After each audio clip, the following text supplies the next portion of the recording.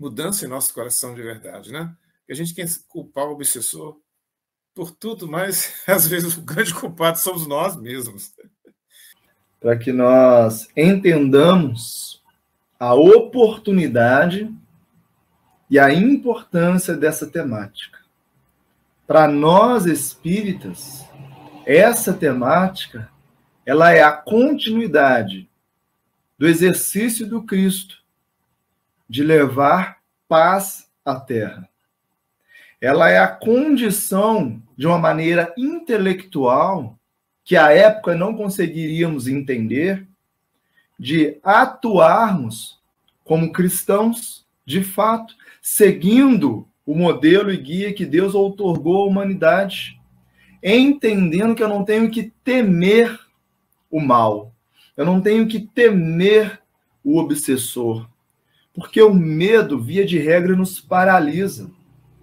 Mas eu preciso ter vontade para sanear esse psiquismo da Terra. O Marcos lembrou a passagem, né, do livro Os Mensageiros, em que André Luiz vê essa psicosfera terrena tão densa, que nada mais, nada menos são os pensamentos, a matéria mental, em desarmonia com a lei divina. E as influências espirituais, elas vão guardar proporção com aquilo que nós, encarnados, estamos emanando. E um processo de retroalimentação é como uma bola de neve. Então, a nossa recomendação, que na verdade é a da doutrina espírita, é que nós vigiemos muito nossos desejos, nossos sentimentos e os nossos pensamentos. Porque senão nós vamos ter muita dificuldade de promover tal saneamento. E os tempos são chegados, né? Ou seja, o que é que nós estamos propondo como mudança? A parte que me cabe na tarefa para a melhoria. O simples fato de eu deixar de ser um obsedado na condição de subjugação, de fascinação, de possessão, e passar a ser alguém que influencia positivamente, já é tão importante para a economia terrestre, não a economia material, mas essa economia psíquica. Quando nós lançamos mais luzes do que pensamentos deletérios na psicosfera terrena, conforme aprendemos lá com Santo Agostinho, no capítulo 3 do Evangelho segundo o Espiritismo, quando o bem predominar, os maus vão se perceber minoria e vão se sentir menos fortes para perpetrar o mal, para continuar no mal. Então, veja que o processo de evangelização, ele vai se dar quando cada um de nós passa a influenciar positivamente. E aí nós recordamos, quando falamos de obsessão e de influência dos espíritos, o Cristo dizendo, né? Ouvistes o que disseram, olho por olho, dente por dente.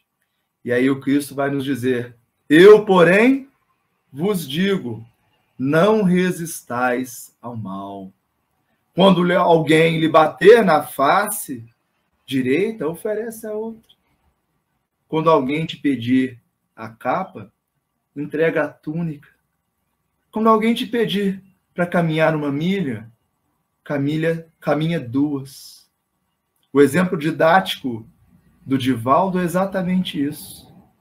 Aquele espírito, ele se sentia como alguém que poderia cobrar, e poderia mesmo. Porque imagina você ser levado ao suicídio. Mas o nosso irmão, Divaldo Pereira, viveu o Evangelho. Você quer só a túnica? Eu te entrego a capa também. Você quer o quê? Que eu caminhe uma milha e não caminhe duas. Eu caminho contigo e com a tua mãe. E essa segunda milha,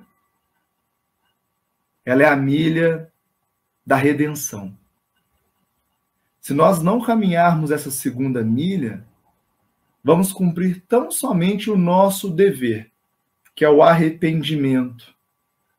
Mas aprendemos que em matéria de relação com os espíritos, só o arrependimento não basta. Só não fazer o mal não basta. É necessário a reparação.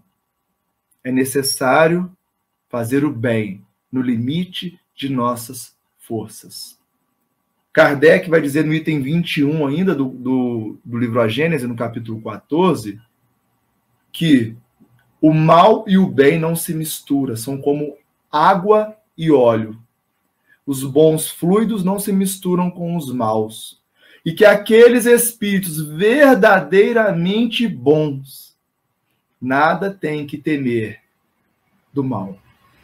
Ou seja, para concluirmos, o único mal que devemos temer é o mal que habita em nós, porque é o mal que dá acesso aos espíritos maus, que são aqueles que ignoram a lei divina, e como nós hoje já falamos, são aqueles, em geral, que nós lesamos, que nós prejudicamos.